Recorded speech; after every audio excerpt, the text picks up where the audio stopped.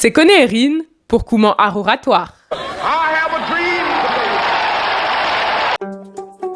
You have stolen my dream.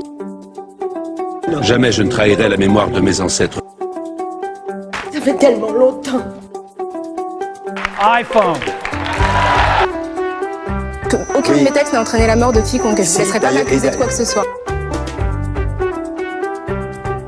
Que ça vous plaise ou non, c'est irréversible. Bonjour à tous, j'espère que vous allez bien. Aujourd'hui, on se retrouve pour une nouvelle vidéo. Cette question que j'ai posée à toutes les personnes que j'ai déjà eues en coaching. Y a-t-il une différence entre convaincre et persuader ? Ça va être très fun d'y répondre. D'ailleurs, n'hésitez pas à me dire d'abord en commentaire si vous pensez qu'il y a une différence entre convaincre et persuader, et si oui, laquelle. En attendant, n'hésitez pas à nous rejoindre sur nos divers réseaux sociaux, Comment Art Oratoire sur Instagram, Facebook et LinkedIn.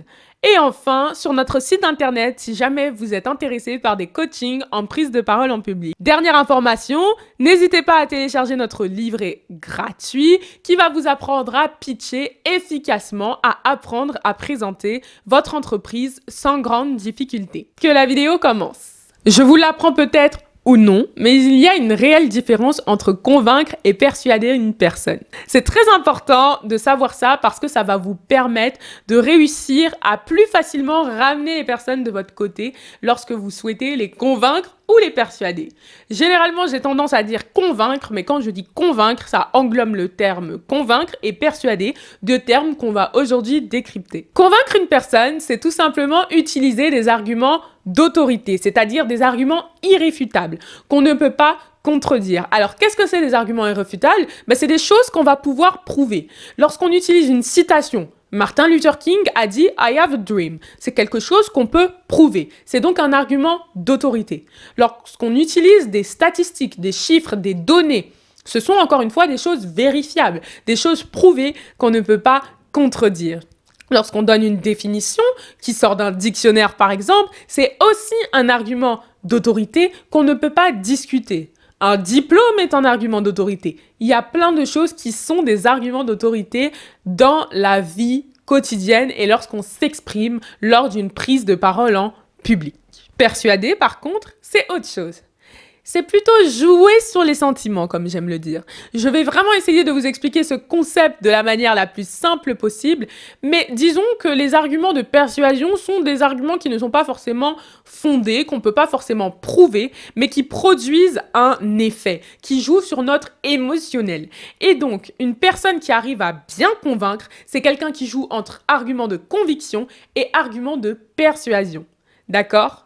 Si vous voulez ramener quelqu'un dans votre camp, si vous voulez avoir un client, il faut jouer sur ses émotions et sur des faits concrets. Ça, c'est vraiment le b.a.-ba et c'est ce que j'explique notamment dans mon module sur le discours, dans le module que Comment Art Oratoire propose pour apprendre à ses clients à rédiger leur propre discours. C'est que vraiment, pour convaincre une personne, il faut jouer entre convaincre et persuader. Par exemple, lorsque le président de la République fait une allocution et qu'il dit, alors attention je précise, ce sera un discours totalement fictif que je vais inventer, mais c'est pour vous illustrer la situation.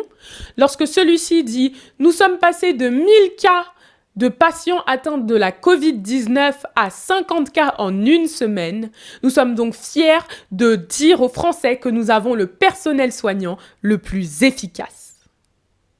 Qu'est-ce qui se passe là ? Nous sommes passés de 1000 cas à 50 cas. C'est quelque chose qu'on peut vérifier, car les cas sont comptés. Donc dans l'optique où bien sûr cette donnée est réelle, le président vient d'utiliser un argument de conviction. Après, lorsqu'il nous ajoute que nous avons le meilleur personnel de santé du monde, d'Europe, du monde, de ce que vous voulez, là, il cherche à nous persuader.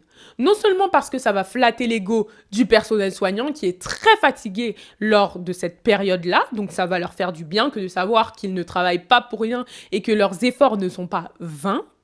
Mais en plus de ça, ce qui va se passer, c'est que ça va conforter de la population dans l'idée que l'État gère correctement la crise sanitaire.